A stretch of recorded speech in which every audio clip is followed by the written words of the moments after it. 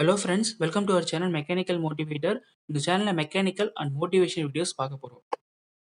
இன்னைக்கு நம்ம பார்க்க போற டாபிக் என்னன்னா how to determine the natural frequency for longitudinal vibration using three methods.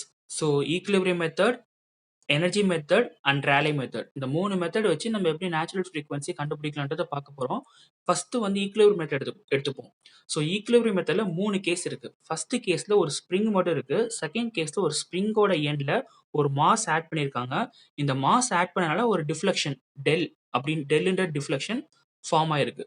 Third கேஸ்ல இந்த ஆட் பண்ண மாஸை இன்னும் கொஞ்சம் புல் பண்றோம். அப்படி புல் பண்றப்ப என்னன்னா ஒரு ஸ்லைட் டிஸ்பிளேஸ்மெண்ட் ஏற்படும். ஸோ ஸ்மால் எக்ஸ்ன்ற டிஸ்பிளேஸ்மெண்ட்டை குறிக்கும். இப்போ நம்ம என்ன பண்ண போறோம்னா கேஸ் 1 விட்டுருங்க. நம்ம கேஸ் 2 அண்ட் கேஸ் 3 மட்டும் தான் கன்சிடர் பண்ண போறோம். ஸோ கேஸ் 2ல வந்து என்னன்னா ஃபர்ஸ்ட் வந்து வெயிட் ஆஃப் தி ஸ்ப்ரிங் பார்த்தீங்கன்னா எஸ் டெல்னு இருக்கு. அதே மாதிரி வெயிட் ஆஃப் தி மாஸ் பார்த்தோம்னா எம்ஜின்னு இருக்கு. ஸோ அது ரெண்டுமே கம்பேர் பண்றாங்க. S del is equal to MG. இந்த இதுல வந்து நம்ம கேஸ் 2 அண்ட் கேஸ் 3 மட்டும் தான் கம்பேர் பண்ண போறோம். ஸோ அதில் வந்து நம்ம ரெண்டு ஃபோர்ஸ் இன்க்ளூட் பண்ணுறோம். ஒன்று வந்து ரீஸ்டோரிங் ஃபோர்ஸ், இன்னொன்று ஆக்சிலரேட்டிங் ஃபோர்ஸ். இப்போ ரீஸ்டோரிங் ஃபோர்ஸ் ஃபார் கேஸ் 2 பார்த்தா s del, restoring force for case 3 பார்த்தா எஸ் இன்டூ டெல் பிளஸ் எக்ஸ்னு இருக்கு. ஸோ இதை நம்ம ஜஸ்ட் வந்து டிஃபரன்ஸ் மட்டும் பண்ண போகிறோம். So restoring force is equal to ஒமேகான்னு இருக்குல்ல, சாரி வெயிட் இருக்குல்ல, டபிள்யூன்னு இருக்குல்ல, அது வந்து S del minus S into del plus எக்ஸ்னு இருக்கு. ஸோ ரெண்டுத்தோட ரீஸ்டோரிங் ஃபோர்ஸையும் நம்ம என்ன பண்ண போறோம்னா ஜஸ்ட் வந்து டிஃபரன்ஸ் மட்டும் எடுத்துக்க போறோம். ஸோ ரீஸ்டோரிங் ஃபோர்ஸ் ஆர்எஃப்னு போட்டிருக்காங்க. RF is equal to S del minus minus என் உள்ள போறப்போ minus S del minus S எக்ஸ்னு வரும்.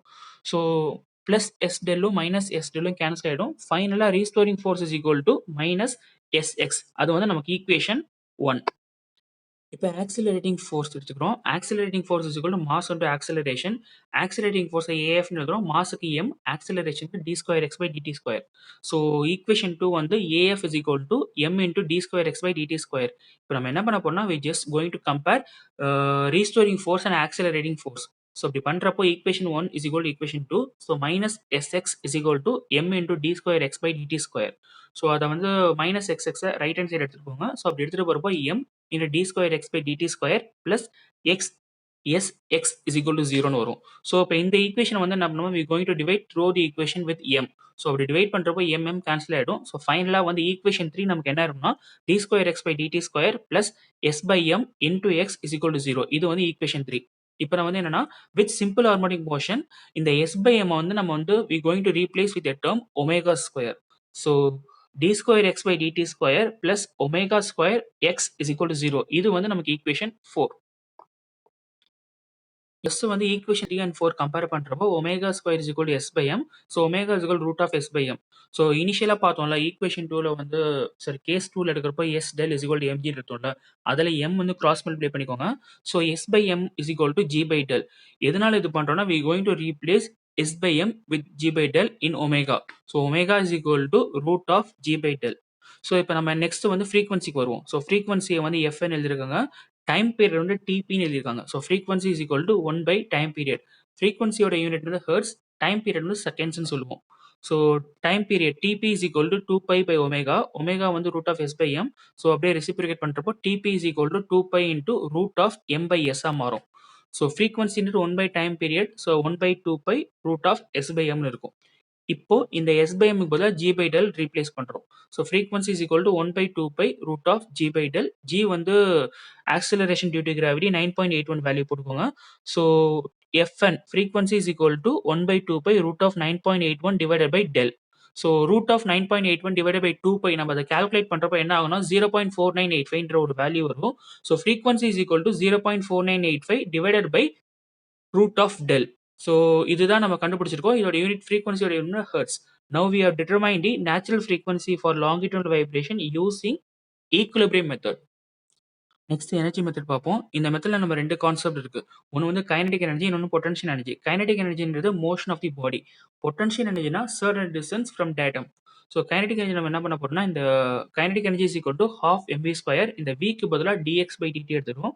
So kinetic energy is equal to half into m into dx by dt whole square. அது வந்து equation 1.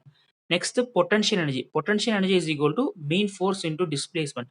இந்த மீன் ஃபோர்ஸ்ன்றது நம்ம என்ன பண்ணோம், initial force plus final force divided by 2. Initial force 0, final force வந்து Sx. So potential energy is equal to 0 plus Sx divided by 2 into x. So ஃபைனலா potential energy is equal to Sx square by 2ன்னு இருக்கும். அதெல்லாம் நமக்கு equation 2. இப்போ நம்ம என்ன பண்ண போறோம்னா கைனடிக் எனர்ஜியும் பொட்டன்ஷியல் எனர்ஜியும் ஆட் பண்ணி we going to differentiate with respect to time. So அதுதான் d by dt open bracket half into m dx by dt whole square plus sx square by 2 close bracket is equal to 0. So 1 by 2 m constant வெளியே கொண்டு வந்துருங்க. So dx by dt whole square differentiate பண்ணா 2 into dx by dt, அதுக்கப்புறம் d square x by dt ஸ்கொயரா மாறும். இப்போ வந்து sx square by 2 differentiate பண்றப்போ 2 முன்னாடி கொண்டு வாங்க. So 2 into sx by 2 dx by dt whole close bracket is equal to 0. So இது நார்மல் டிஃபரன்ஷியேஷன் தான். டிஃபரன்ஷியேட் பண்ணிக்கோங்க. ஜஸ்ட் ஒரு கிளான்ஸ் மாதிரி பார்த்துக்கோங்க.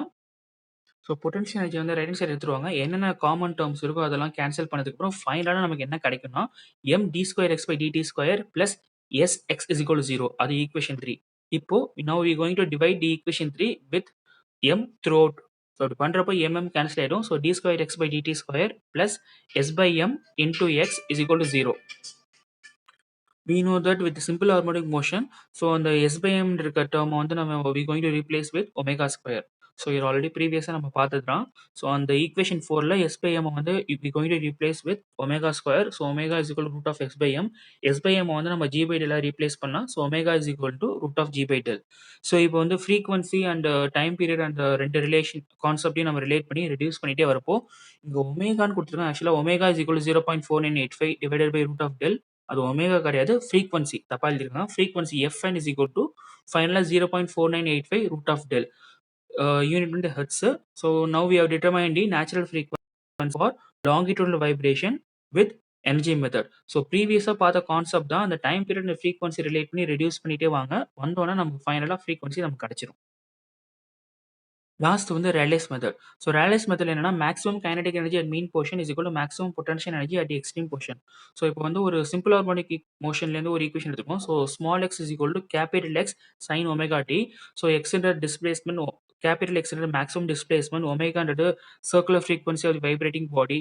ஸோ இந்த ஃபர்ஸ்ட் அந்த ஈக்குவேஷன் வந்து டிஃபரன்ஷியேட் பண்ண போகிறோம் வித் ரெஸ்பெக்ட் டு டைம். அப்படி பண்ணுறப்போ dx by dt is equal to x cos omega t into omega. So differentiate பண்ணதுக்கப்புறம் நம்ம டைம் வந்து 0ன்னு சப்ஸ்டியூட் பண்ணுறோம்.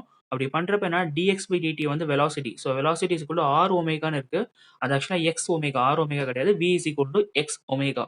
ஸோ இதெல்லாம் நம்ம எதுக்கு பண்ணுறோம்னா கைனடிக் எனர்ஜியில் சப்ஸ்டியூட் பண்ணுறதுக்காக தான் பண்ணுறோம். So kinetic energy is equal to half mv square. அந்த விக்கு பதிலாக எக்ஸ் ஒமேகா சப்ஸ்டியூட் பண்ணிக்கிறோம்.